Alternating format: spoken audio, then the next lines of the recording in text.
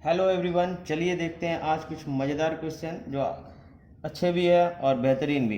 तो चलिए शुरू करते हैं। ये पहला क्वेश्चन है हम लोगों का, जिसमें दिया हुआ है A B plus B C plus C A is equal to 0 और हम लोगों से ये जो एक्सप्रेशन दिए हुए हैं इनका वैल्यू पता करना है। तो सबसे पहले हम लोग क्या करेंगे, ये जो टर्म्स दिए हुए हैं उसको एक बार देखेंगे आखिर इसमें क्या ऐसा है जो गिवन टर्म से हम लोग निकाल पाएंगे। तो देखिए यहाँ पर ऐसा जो है ना, ए बी बी सी सी है, यहाँ पर बी बी सी है, ए सी है और ए बी है। तो हम लोग क्या करेंगे, इसमें से ए बी बी सी और सी ए को अलग करके इसमें वैल्यू रखेंगे और उसके बाद इसको आगे सॉल्व करेंगे। तो सबसे पहले हम लोग क्या करते हैं कि बी सी का वैल्यू निकालते हैं, लेकिन बी सी हमको माइनस में चाहिए। तो सबसे पहले हम लोग यहाँ पर ऐसे लिखेंगे A B plus C A is equal to minus B C. अब आप समझ पा रहे होंगे कि ये माइनस बी सी है, हम लोग को माइनस बी सी की जगह पे यदि रख दे तो पहला वाला टर्म बन जाएगा एक्स ए स्क्वायर बाय, ध्यान से देखें यहाँ पे है ए स्क्वायर और माइनस बी सी की जगह पे हम लोग क्या रख सकते हैं, ये प्लस ए बी प्लस सी ए। आप देखें मैं पहले एक टर्म को सॉल्व कर रहा हूँ, फिर उसके बाद दोनों को लूँगा अगले।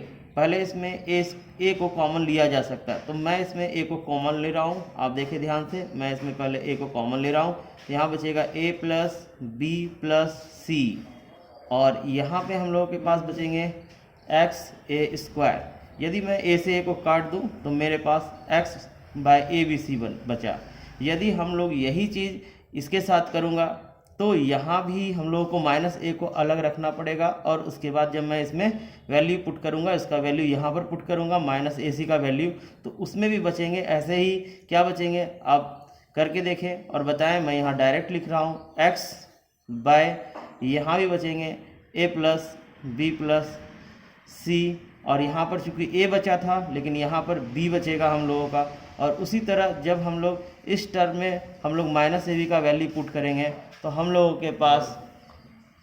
के पास यहाँ पे x बचेंगे into c divided by a plus b plus c बचेंगे।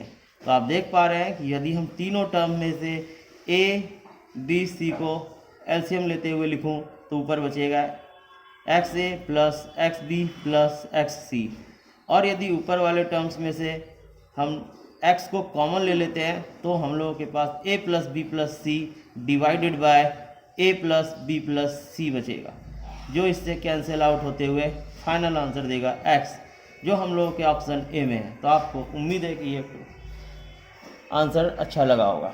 तो चलिए सेकेंड क्वेश्चन की तरफ हम लोग चलते हैं। सेकेंड क्वेश्चन है, एक खजूर का पेड़ हवा के साथ इस तरह झूलता है कि उसके तने से ढका कोण 18 डिग्री होता है। यानी एक खजूर के पेड़ तो सीधे होते हैं, लेकिन जब वो हवा चलता है तो एक और झुक जाता है और झुकने के बाद यहाँ पर 18 डिग्री का एंगल बनता है।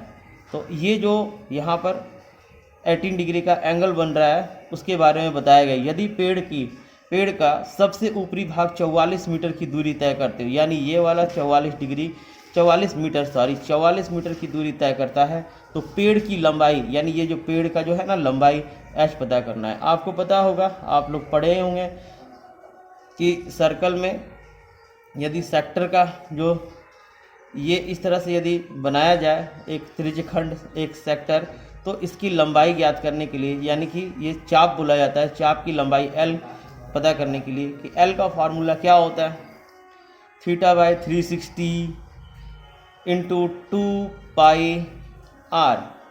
तो हम लोगों को यही पता करना है। इसमें से एल दिया हुआ है, आर जो है पेड़ की लंबाई है और पेड़ की लंबाई हम लोग को पता करना है। तो एल जो है हम लोग के पास गिवन है 44। आप थीटा देख पा रहे होंगे 18 degree by 360 into 2 into pi का वैल्यू 2 पाई आर, और आर जो है हम लोगों को वही आर निकालना है। तो देखिए 22 दूना 44, यहाँ 44 से कट गया, 18 दूनी 36, 20 आ गए।